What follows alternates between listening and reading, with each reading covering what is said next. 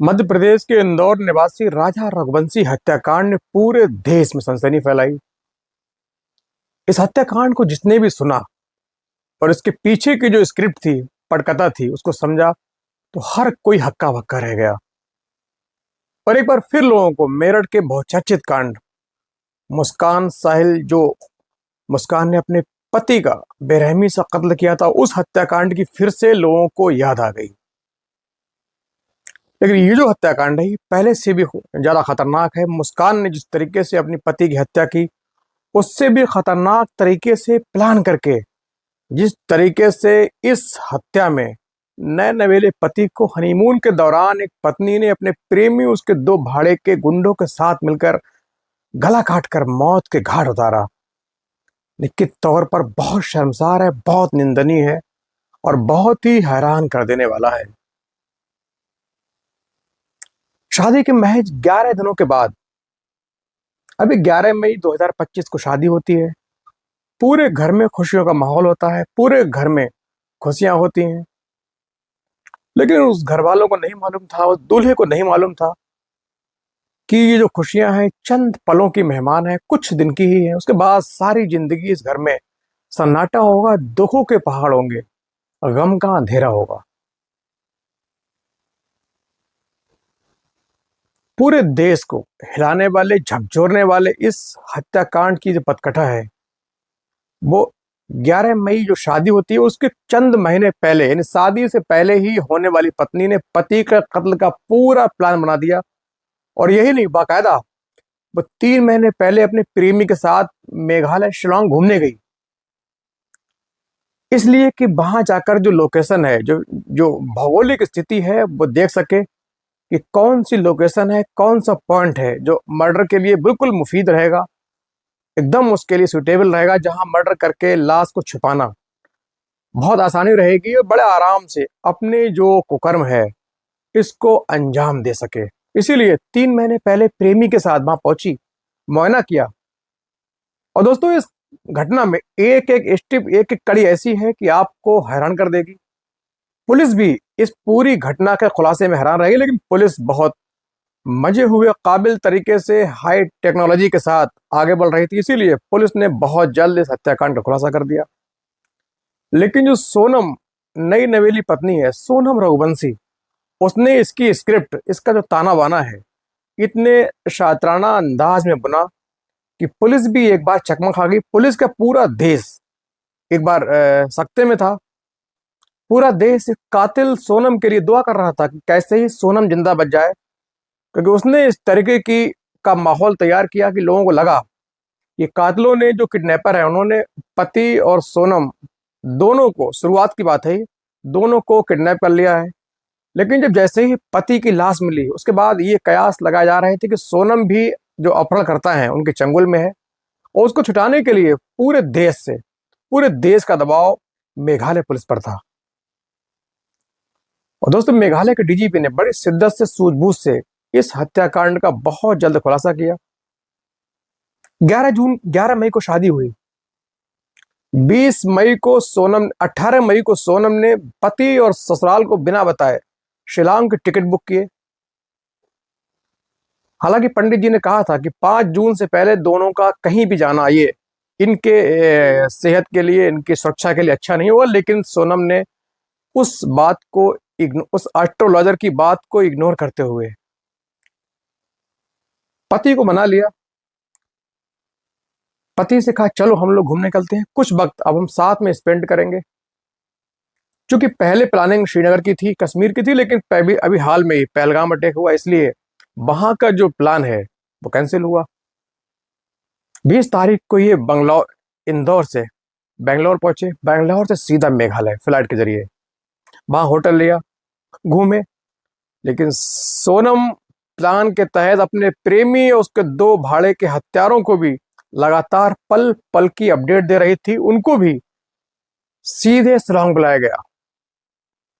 वो भी 3 जो लोग थे, तीनों कातिल शिलांग पहुंचे और लगातार उनको ये अपनी लोकेशन दे रही थी। वो लगातार उनको फॉलो कर रहे थे, आसपास चल रहे थे। हालांकि गाइड ने कहा भी, जो लोकल गाइड है, उसने कहा कि सोनम और राजा रघुवंशी के साथ 3 और लोग लगातार आगे पीछे चल रहे थे, आपस में बातें कर रहे थे, कानाफूसी कर रहे थे। सोनम लगातार पति को कत्ल करवाने के लिए लालायत थी, जल्दबाज में थी। कैसे ही पति का काम तमाम हो जाए, मैं सीधे अपने प्रेमी राज कुशवाहा को लेकर, जो उससे उम्र में 5 साल छोटा था, उसको लेकर नेपाल चली जाए और नेपाल जाकर अपनी जिंदगी प्रेमी के साथ आराम से गुजारे। लेकिन कहते हैं दोस्तों, अपराध करने वाला, वारदात करने वाला जो अपराधी है, कितना भी शातिर क्यों ना हो, कितना भी प्री प्लान करके उसने वारदात को अंजाम क्यों ना दिया हो, कहते हैं कानून के हाथ बहुत बड़े होते हैं, एक ना एक दिन किसी न किसी तरीके से अपराधी तक पहुंच जाते हैं। और यहां भी ऐसा हुआ। हालांकि सोनम ने पूरी स्क्रिप्ट तैयार की।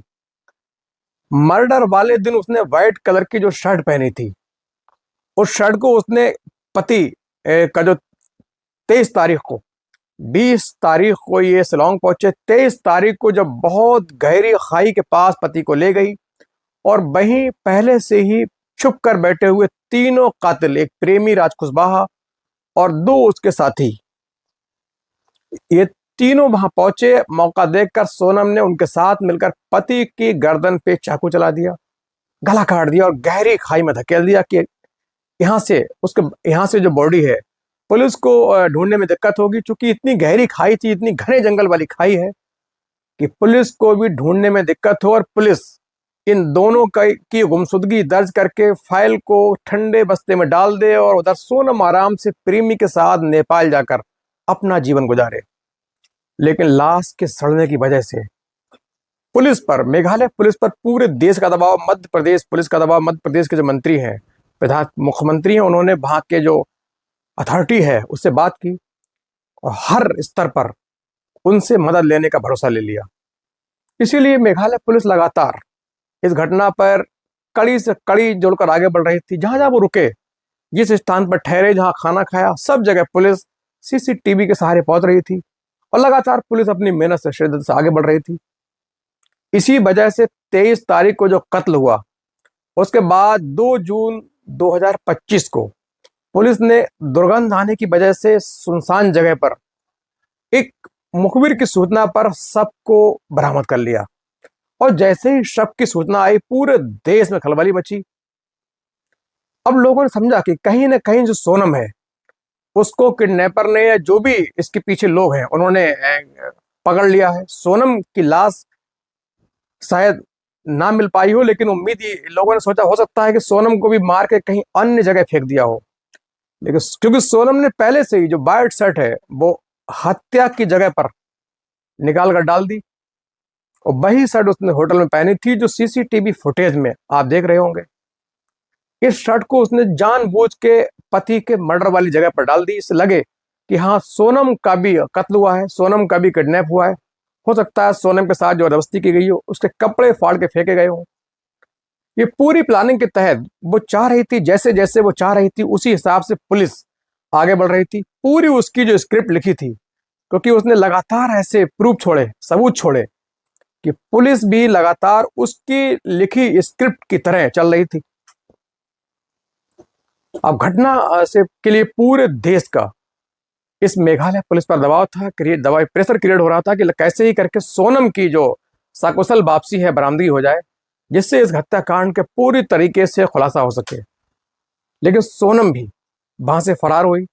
उसका प्रेमी राज कुशवाहा, जिसने जो कोई प्रोफेशनल क्रिमिनल नहीं था, प्रेम के चक्कर में उसने मर्डर कर दिया। लेकिन मर्डर होने के बाद लगातार टीवी में खबरें देखने के बाद उसकी हालत खराब हुई। अब उसने सोनम का साथ छोड़ दिया, सोनम भी अकेली पड़ गई। वो जो हत्यारे बाकी थे अपने अलग दिशाओं में चले गए। सोनम वहां से निकलकर भागती है, कई स्टेट जाती है। पुलिस लगातार ही पूछने का प्रयास कर रही थी, ढूंढने का प्रयास कर रही थी कि सोनम की कैसे ही बरामदगी हो जाए, या उसका जो भी है मिल जाए, जिससे इस घटना का खुलासा हो सके। लेकिन सोनम सबकी आंखों में धूल झोंक कर लगातार भेष बदल कर आगे बढ़ रही थी। बड़ी बात यह है कि सोनम का जिस वक्त ये फोटो वायरल हो रहे थे, वो सारे मेकअप में थे, शादी में थे, और हाई मेकअप पे चलते उसको फायदा मिला। जो नॉर्मल उसका फोटो है, वो कोई भी व्यक्ति आसानी से उसको पहचान नहीं पा रहा था, क्योंकि उसके जो फोटो से वायरल हो रहे थे लगातार, वो हाई मेकअप में थे, शादी वाले फोटो थे। इसका उसको फायदा मिला, लगातार एक स्थान से दूसरे स्थान चलती चली गई। और धीरे धीरे पहुंच गई यूपी के गाजीपुर। 8 और 9 तारीख की रात को 1 बजे एक ढाबा है साहिल का, वहां पहुंचती है। वाराणसी गाजीपुर हाईवे पर गाजीपुर जगह है, उस ढाबे पर पहुंचती है। वहां रोकर कहती है भैया मुझे अपना फोन दे दीजिए, मुझे बात करनी है। ढाबा मालिक उसको ढाढ़स बंधाते हैं, समझाते हैं, अपना फोन देते हैं। वो अपने भाई को फोन लगाती है। उसके बाद भाई ढाबे वाले से बात करता है, कहता है इसको किसी भी तरीके से यहां से हिलने मत देना, बैठाए रखना। उसके बाद पुलिस वहां पहुंचती है लगभग 2:30 बजे के आसपास, और ये सोनम गिरफ्तार होती है। अब सोनम की जो उसने कार्य घटना को कारित किया, ये लगातार 3 स्टेट आ गए। एक तो उसका घर मध्य प्रदेश, दूसरा जहां उसने हत्याकांड को अंजाम दिया मेघालय शिलांग, तीसरा उसकी बरामदगी यानी जो जहां वो पकड़ी गई यूपी। 3 स्टेट की पुलिस इस बड़े जघन्य हत्याकांड वाले केस में इन्वॉल्व हो गई। उसके बाद सोनम को पकड़ने सीधे शिलांग मेघालय पुलिस आई, क्योंकि पूरा मामला मेघालय का था। इसका मेडिकल हुआ, इसको पकड़ा गया और उसको सीधे मेघालय पुलिस अपने साथ ले गई। दोस्तों, इसका जो प्रेमी राज कुशवाहा है, ये इससे उम्र में लगभग 5-6 वर्ष छोटा है। इसी के पापा की जो प्लाईवुड फैक्ट्री है उसमें मामूली कर्मचारी है। पिता के मुंह लगा होने के चलते इसका सोनम के घर आना जाना था। इसी दौरान दोनों के बीच नजदीकियां बढ़ी, दोनों के बीच प्रेम हुआ। फिर उसके बाद दोनों लगातार रिश्ते में आ गए। चूंकि इश्क और मुश्क कभी छुपता नहीं, इसीलिए इसकी जो भनक है सोनम के घर वालों को लगी। चूंकि वो एक करोड़पति व्यक्ति, करोड़पति फैमिली, एक तरफ मामूली 5 से 7 हजार रुपए का मुलाजिम कर्मचारी, इसीलिए उनकी पूरी प्लाईवुड में जो फैक्ट्री है हर कर्मचारी को इनके रिश्ते के बारे में पता था। उनकी बदनामी हो रही थी, इसीलिए बदनामी से बचने के लिए उन्होंने बहुत जल्द सोनम की रिश्ते करने की सोची। और राजा रघुवंशी इंदौर निवासी, ये भी अच्छे संपन्न फैमिली से हैं, इनके साथ एक रिश्ता तय कर दिया। 11 मई को शादी कर दी। शादी से पहले ही सोनम अपने पति से बहुत ज्यादा सही ढंग से बात नहीं करती थी। इसका जिक्र खुद राजा ने अपनी मां से कहा कि सबको लगता है कि सोनम इस रिश्ते से खुश नहीं है। मां ने कहा कोई बात नहीं बेटा, अरेंज मैरिज है, लड़की शर्मीली होगी, धीरे धीरे सब ठीक हो जाएगा। उसके बाद धीरे धीरे शादी का वक्त आया, शादी हुई। और जब 18 तारीख को सोनम ने अपनी सासू मां से कहा कि मैंने टिकट बुक कर दी है, तो उसने कहा ठीक कोई बात नहीं, लेकिन वापसी के टिकट कब के बुक किए हैं? तो उसने कहा मैंने ये वापसी का टिकट बुक नहीं किया है, मैं वहां जाकर अच्छे से अपने फोन में देखकर जब सारा ये इलाका घूम लूंगी, उसके बाद आराम से टिकट बुक कर लूंगी।